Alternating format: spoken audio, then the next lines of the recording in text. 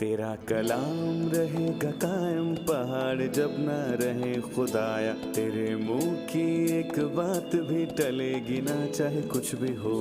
तेरी मान दिए है जिंदा सोने से भी कीमती, मेरा दिल ये दे गवाही है ये किताब अजीम। नाज़िल करे अपना कलाम, शिकस्ता दिलों को सुकून मिले, तारीखी दूर हो मेरी राहें रोशन कर। दिल अपना कलाम कसरत से ए खुदा बदल दे, रिहाई दे कसरत से फल मिलाओ। कलाम रहेगा कायम पहाड़ जब न रहे खुदाया, तेरे मुंह की एक बात भी टलेगी ना चाहे कुछ भी हो। अजीज नाजरीन, मैं अयाद ज़रीफ आप सब देखने वालों को हमारे रोज़ के बाइबली मुतालिया प्रोग्राम की इस नई किस्त में खुशामदीद कहता हूँ। इस प्रोग्राम में हम बाइबल मुकद्दस की तमाम किताबों यानी पैदाइश से मुकाशवा तक का हर सोमवार से जुमा आपके लिए तफसीली मुताला पेश करते हैं। अगर आप पहली मर्तबा ये प्रोग्राम देख रहे हैं और पिछली एक साथ देखना चाहते हैं तो हमारी वेबसाइट विजिट कीजिए www.biblimutalia.com, या अगर आपका कोई सवाल है तो हमें ईमेल कीजिए info@biblimutalia.com पर, या वक्फे के दौरान दिए गए नंबर्स पर भी आप हमसे राब्ता कर सकते हैं। अपने मुताले में हम नए अहदनामे की पहली किताब मत्ती की इंजील के 15वें बाब पर पहुंच चुके हैं। मैं चाहूंगा कि आप अपनी बाइबल मुकद्दस खोलिए और हमारे साथ मुताले में शामिल हो जाएं।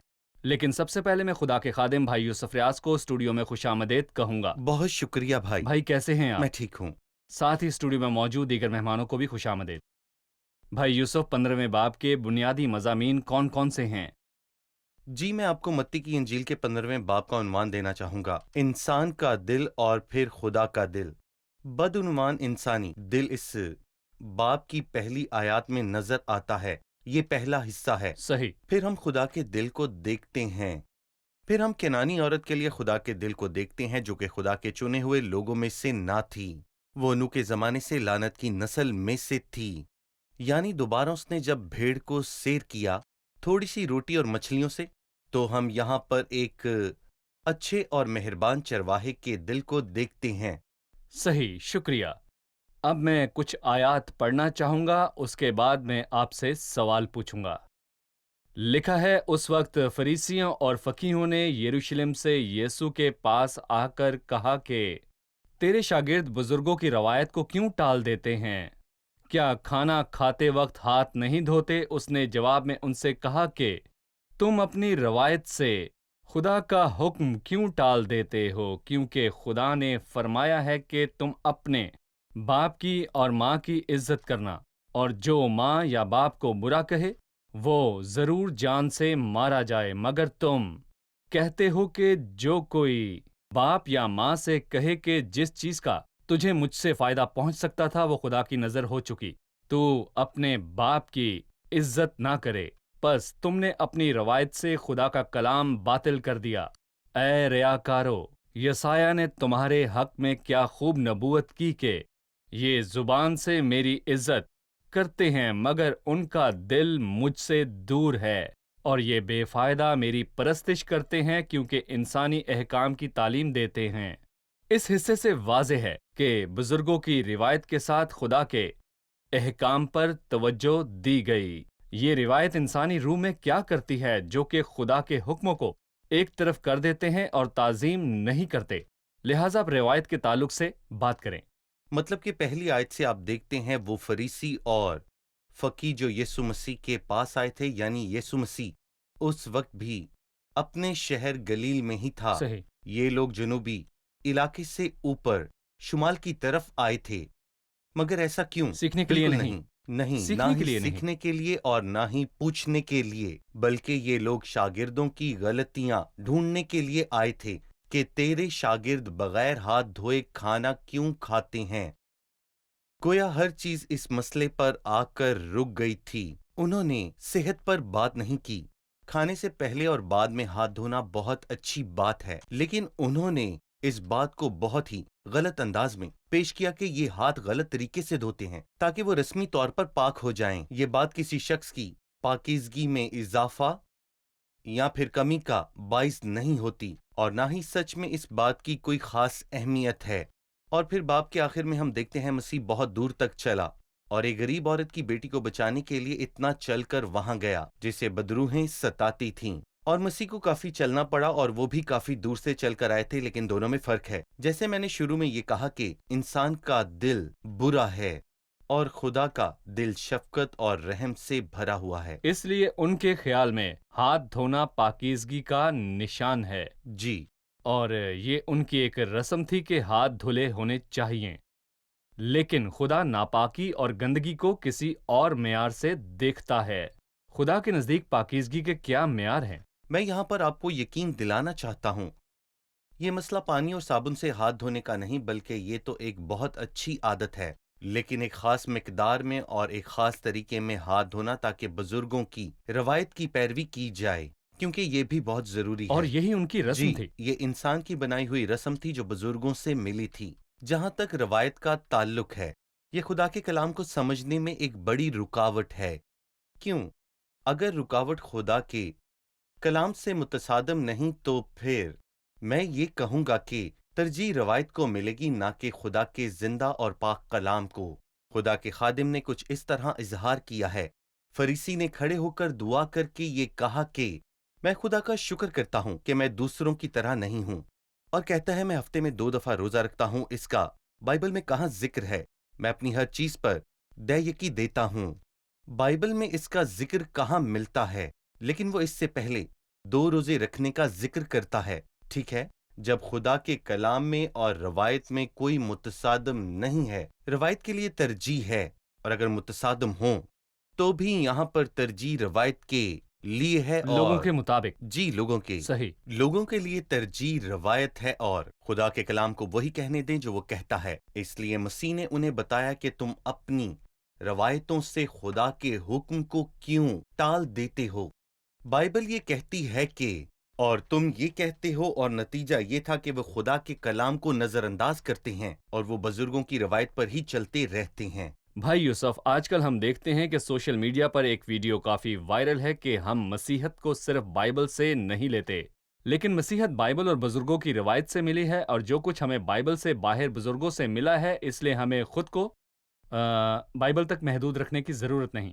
اس لیے میں خود کو محفوظ رکھوں گا۔ میں جاننا چاہوں گا کہ مجھے کہاں سے شروع کرنا ہے، میں بائبل کہاں سے شروع کروں اور مسیحی ذراؤں کو کہاں سے جانوں، آپ مجھے بتائیں۔ میں آپ کو بتاؤں گا کہ شریعت اور شہادت پر نظر کرو۔ یہ میں نہیں، بلکہ یہ خدا کہتا ہے۔ یہ سایہ کے 8ویں باب کی آخری آیات میں لکھا ہے کہ شریعت اور شہادت پر نظر کرو، اور اگر وہ کلام کے مطابق نہ بولیں تو ان کے لیے صبح نہ ہوگی۔ اور پالوس نے افسس کی کلیسیا کے نگہبانوں اور پاسبانوں سے یہ کہا ہے کہ خود تم میں سے پاسبانوں اور نگہبانوں اور رسولی دور کی کلیسیا میں سے ایسے لوگ اٹھیں گے جو الٹی باتیں کہیں گے تاکہ شاگردوں کو اپنی طرف کھینچ لیں۔ اس لیے اے بھائیو، اب میں تمہیں خدا اور اس کے فضل کے کلام کے سپرد کرتا ہوں جو تمہاری ترقی کر سکتا ہے اور تمام مقدسین میں شریک کر کے تمہیں میراث دے سکتا ہے۔ اس لیے پوری بائبل اور صرف بائبل مقدس، ہمیں نہ اس میں کوئی اضافہ کرنا ہے اور نہ کچھ کمی صحیح۔ کرنی ہے۔ ہم ایک چھوٹے سے وقفے کے بعد دوبارہ حاضر ہوں گے۔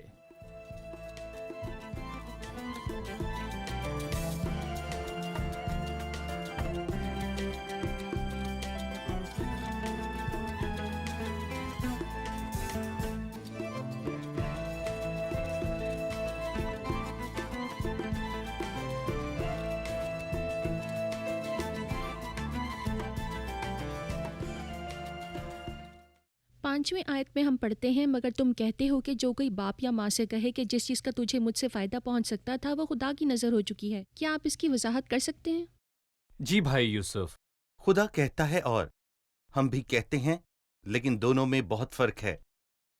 اس لیے اگر خدا کچھ کہتا ہے تو اس کے بعد میں کیا کہہ سکتا ہوں، یا پھر خدا کچھ کہے تو کوئی کیا کہہ سکتا ہے؟ لیکن افسوس کی بات یہ ہے کہ جو خدا نے کہا اسے مانا نہیں گیا، اسے ایک طرف کر دیا گیا، لیکن تم یہ کہتے ہو اس پر توجہ دلائی گئی۔ لیکن وہ کیا کہہ رہے ہیں؟ تم کہتے ہو کہ جو کوئی ماں باپ سے یہ کہے کہ جس چیز کا تمہیں مجھ سے زیادہ فائدہ پہنچ سکتا تھا وہ خدا کی نظر ہو چکی۔ اس کا مطلب ہے کہ میں اپنے ماں باپ کو ہر ماہ ایک مخصوص رقم دیا کرتا تھا تاکہ ان کے بڑھاپے میں ان کی مدد ہو سکے۔ ان دنوں میں پینشن نہیں ہوا کرتی تھی، لہٰذا انسان میں جب تک طاقت ہوتی وہ کام کرتا اور اپنے لیے اور اپنے خاندان کے لیے کمائی کرتا۔ میں بیٹا ہونے کے ناطے ماں باپ کی ضروریات پوری کرتا ہوں، اور جو کچھ انہوں نے میرے لیے بچپن میں کیا اب میں ان کو بدلہ دیتا ہوں۔ لیکن برے شریر مذہبی لوگ جو خدا کے کلام کو اپنی روایتوں سے رد کرتے ہیں، اور تم کہتے ہو جس چیز کا تمہیں مجھ سے زیادہ فائدہ پہنچ سکتا تھا وہ خدا کو نظر ہو گئی۔ مطلب میں جتنا آپ کو دے رہا تھا 100 روپے یا 200 روپے، وہ چاہے جتنی بھی رقم تھی جو میں نے دینے کا فیصلہ کیا تھا وہ میں نے ہیکل میں جمع کروا دی ہے، مطلب کہ میں نے ان کو دے دی ہے جو لوگ لالچ سے بھرے ہوئے لوگ ہیں، وہ لوگ جو بیواؤں کے گھر دبا لیتے ہیں اور دعاؤں کو یہاں پر بہت طول دیتے ہیں، تو وہ اپنے ماں باپ کی عزت نہ کرے۔ اس لیے کون ہے جو برداشت کر سکتا ہے کہ برے اور مذہبی لوگ جن کو یہ غم ہے کہ شاگرد کھانا کھانے سے پہلے ہاتھ نہیں دھوتے تھے، کیا یہ ایسی ناپاکی ہے جو تمہارے اپنے دل کی ناپاکی سے بہت زیادہ بڑی ناپاکی ہے؟ اس لیے ہماری توجہ خدا کے احکامات پر ہونی چاہیے کہ وہ کیا کہتے ہیں۔ اس سے پہلے کہ ہم روایت کے مضمون سے آگے بڑھیں بھائی، ہمیں یہ بات پھر دہرانے کی ضرورت ہے کہ پوری بائبل اور صرف بائبل صحیح۔ یہ کہتی ہے کہ مسیح کے علاوہ کسی کے وسیلے نجات نہیں، اور پھر روایت آ گئی کہ کچھ لوگ ہیں جو کہ اس نجات میں شریک ہیں، اس لیے یہ روایت خدا کے کلام سے بہت مختلف ہے۔ اگر بائبل کہتی ہے کہ صرف ایمان سے راست ٹھہرتے ہیں اور روایت آ گئی کہ ایمان راست ٹھہراتے ہیں، تو خدا کے کلام کو تھامے رہنے کی ضرورت ہے۔ اور اگر بائبل کہتی ہے خدا اور انسان کے درمیان صرف مسیح درمیانی ہے، تو پھر روایت آ گئی اور مسیح کے ساتھ دیگر درمیانی بنا لیے گئے۔ لیکن ہمیں خدا کے کلام کو تھامے رہنے کی ضرورت ہے، یعنی پوری بائبل مقدس کو۔ کوئی بھی بات جو لوگوں کی طرف سے ہے وہ سوکھی گھاس ہے۔ صحیح۔ بھائی یوسف 10ویں آیت میں اگلا حصہ پاکی اور ناپاکی کے تعلق سے ہے۔ انسان کو کیا چیز ناپاک کرتی ہے اور کیا چیز پاک کرتی ہے؟ لکھا ہے، پھر اس نے لوگوں کو پاس بلا کر ان سے کہا کہ سنو اور سمجھو، جو چیز منہ سے جاتی ہے وہ آدمی کو ناپاک کرتی ہے، مگر جو منہ سے نکلتی ہے وہی آدمی کو ناپاک کرتی ہے۔ میں اس آیت پر تبصرہ چاہوں گا۔ ان برے لوگوں کو بے نقاب کرنے کے بعد جو یروشلم سے یہاں پر آئے تھے، ایسے مضمون پر بات کر رہے تھے جس کا کوئی فائدہ نہیں۔ وہ بھیڑ کو ان لوگوں سے خبردار کرنا چاہتا تھا، کیونکہ بھیڑ اکثر برے رہنماؤں کے پیچھے ہی چلتی رہتی ہے۔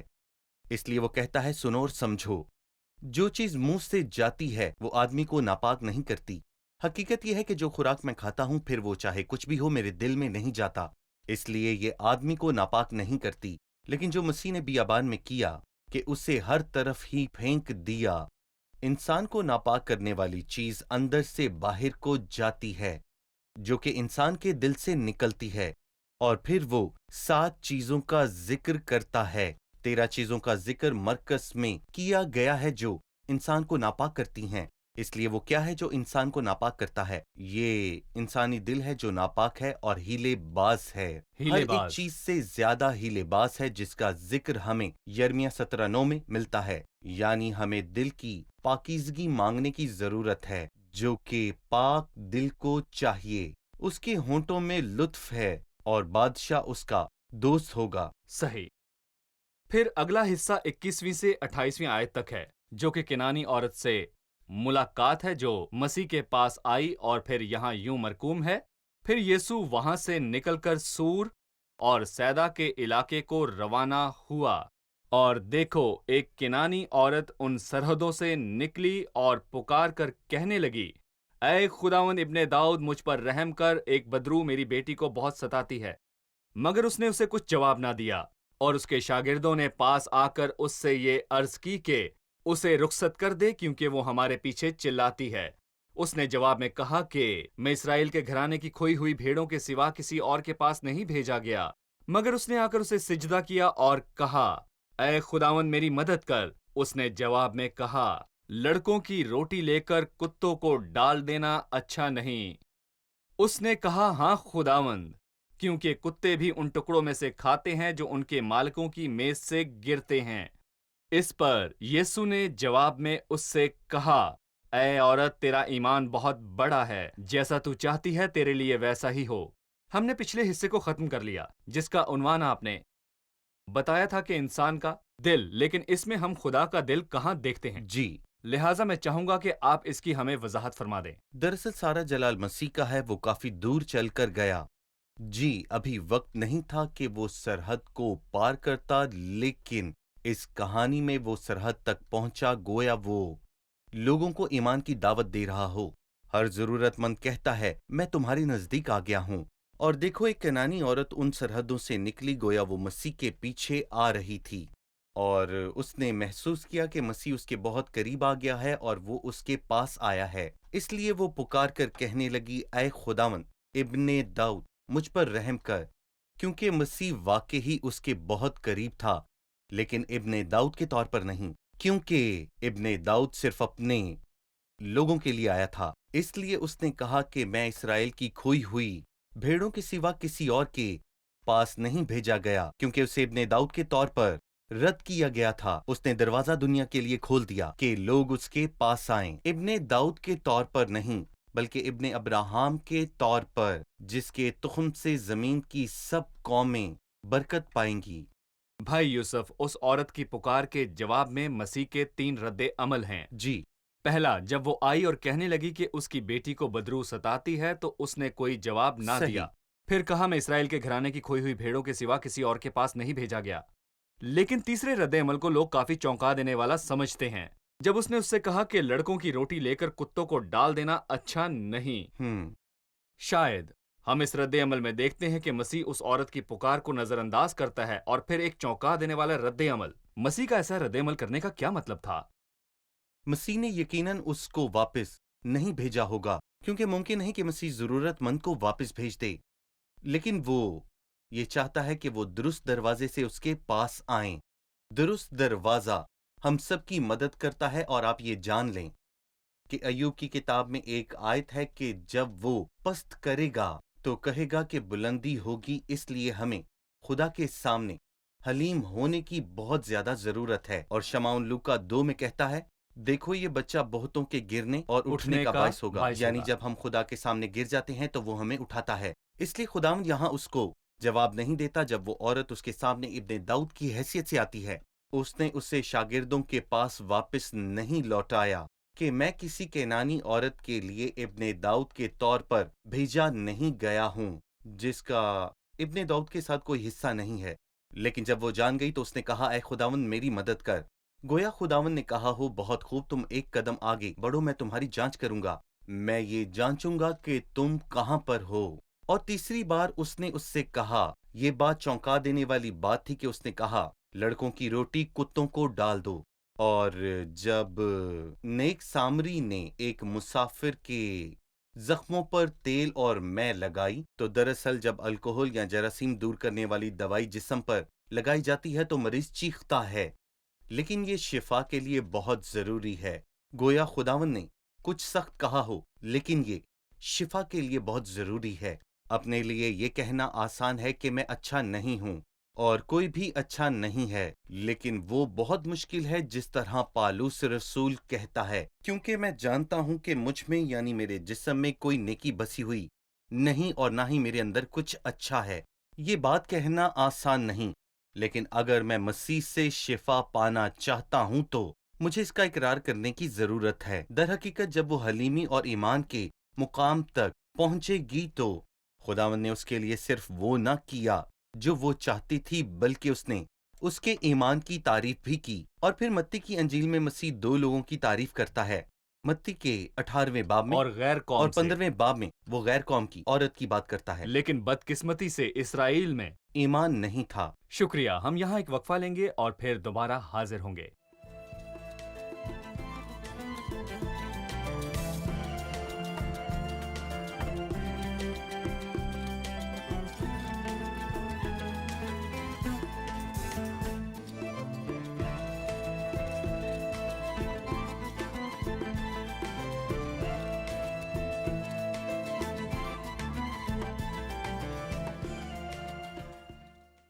ہم معجزات کا موازنہ کرنا چاہیں گے جن کا یہاں ذکر ہے، یعنی 4000 کو سیر کرنے کا اور ایک جو 14 बाब में है। जी भाई। शक्ल के एतबार से बहुत सी मुतफरकात हैं। मिसाल के तौर पर पहला मुआज़ा जिसमें 5000 से ज़्यादा लोगों को सैर किया गया चारों अनाजील में मौजूद है, जबकि 4000 लोगों को सैर करना 2 अनाजील में है, यानी मत्ती में और फिर मरकज़ में। क्योंकि पहले मुआज़े में उन्होंने कहा कि ये वो नबी था जो आने वाला था, वो ज़बरदस्ती बादशाह बनाना चाहते थे, इसलिए उसे अनाजील में बादशाह के तौर पर पेश किया गया, और वो अंजील जो उसे नबी के तौर पर पेश करती है उसमें भी 2 मौजज़ात हैं।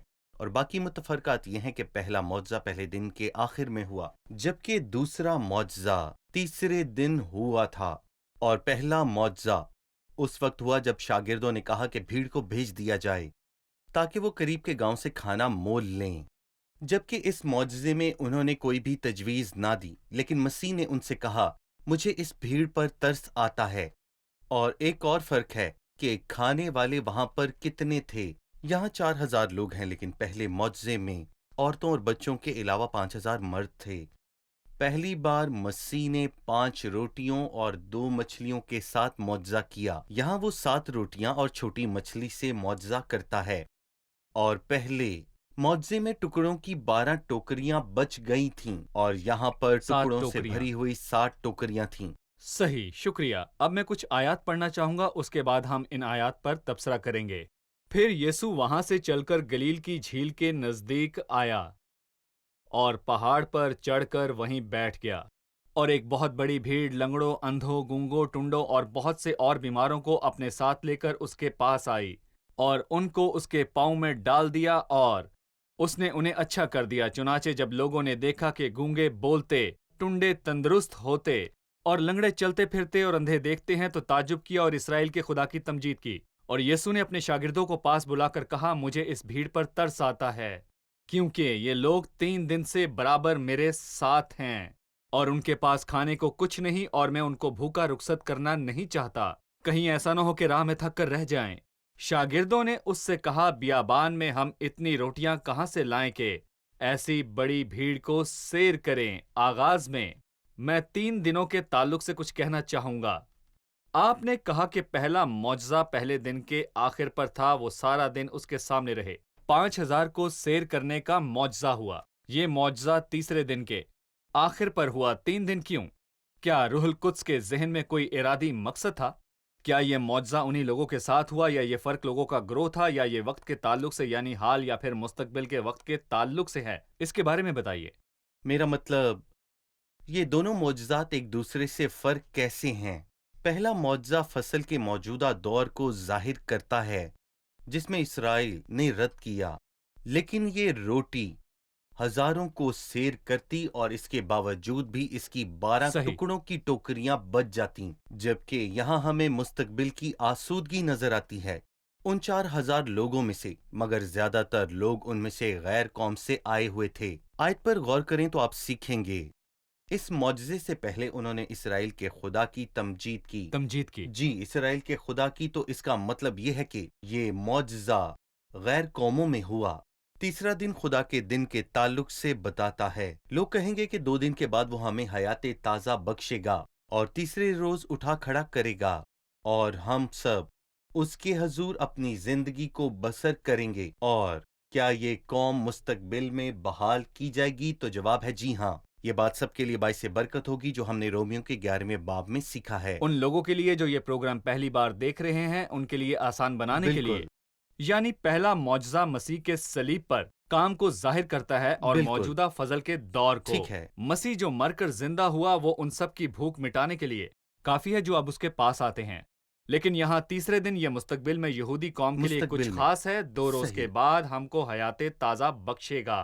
तीसरे रोज उठा खड़ा करेगा, यानी जो लोग पहले मौजज़े के वक्त मौजूद हैं, वो दूसरे मौजज़े के वक्त लोगों से फर्क है जिसे सोचना है। सही। आप इस बात को जारी रखें। हमने पहले और तीसरे दिन के फर्क के मसले को सीख लिया है, लेकिन यीशु 34वीं आयत में उनसे कहता है, तुम्हारे पास कितनी रोटियां हैं? उन्होंने कहा 7 और थोड़ी सी छोटी मछली, यानी उसने भीड़ को हुक्म दिया कि वो जमीन पर बैठ जाएं। उसने 7 रोटियां और मछलियां ली और शुक्र किया और तोड़कर अपने शागिर्दों को दी और शागिर्दों ने भीड़ को दी। ये बात जाहिर है कि एक फर्क है कि वहां 5 रोटियां हैं और यहाँ 7 हैं। کیا یہ بات بائبل میں معنی رکھتی ہے کہ 5 ہوں یا 7، یا کیا 5 کا کوئی مطلب ہے اور 7 کا کوئی اور مطلب ہے؟ 5 کا عدد بائبل میں ایمینول کو پیش کرتا ہے کہ خدا ہمارے ہمیشہ ساتھ ہے، یہ فضل کا عدد ہے، جبکہ 7 کا عدد تقسیم کا عدد ہے جو ہمیں وقت کے پورے ہونے کی تقسیم کے بارے میں بڑے واضح طور پر ساتواں۔ بتاتا ہے۔ بہت خوب بھائی، آپ نے جو 2 معجزات کے درمیان موازنہ پیش کیا ہے، یعنی 5000 اور 4000 کو سیر کرنے کے معجزے کے درمیان، لیکن شروع میں آپ نے بتایا تھا کہ دوسرا حصہ خدا کے دل کے بارے میں بتاتا ہے۔ صحیح۔ خدا کا دل نظر آتا ہے جب مسیح نے کنانی عورت کے ساتھ اچھا برتاؤ کیا۔ اس باب میں لوگوں کی ضروریات کو پورا کرتے ہوئے اور کس جگہ میں خدا کا دل نظر آتا ہے؟ مطلب 29 سے 31 تک یہ تمام آیات کتنی زیادہ خوبصورت آیات ہیں۔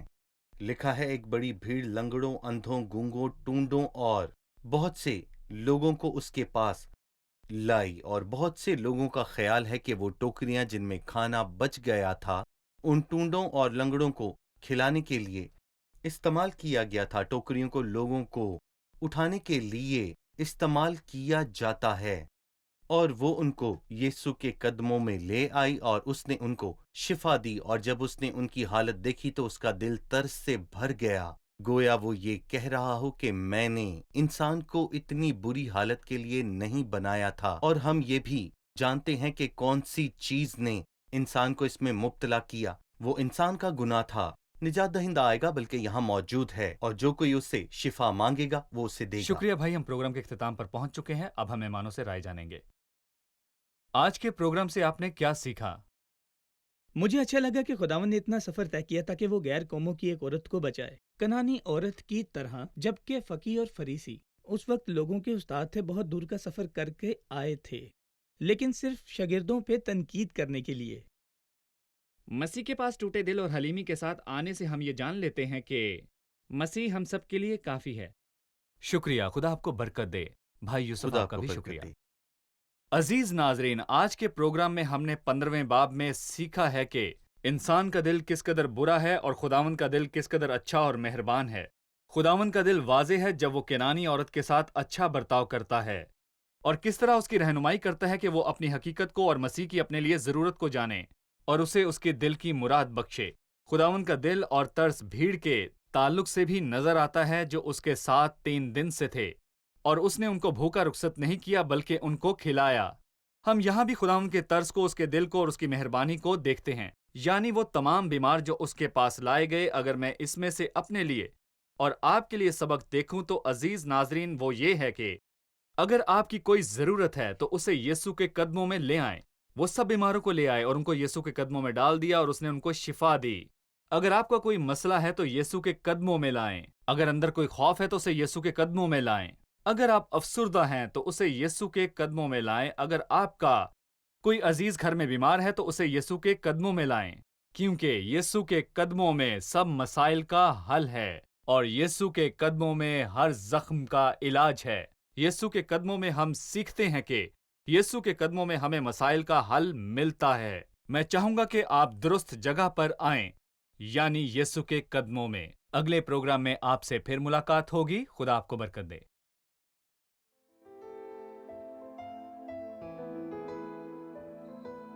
تیرا کلام رہے گا قائم، پہاڑ جب نہ رہے خدایا، تیرے منہ کی ایک بات بھی ٹلے گی نہ، چاہے کچھ بھی ہو۔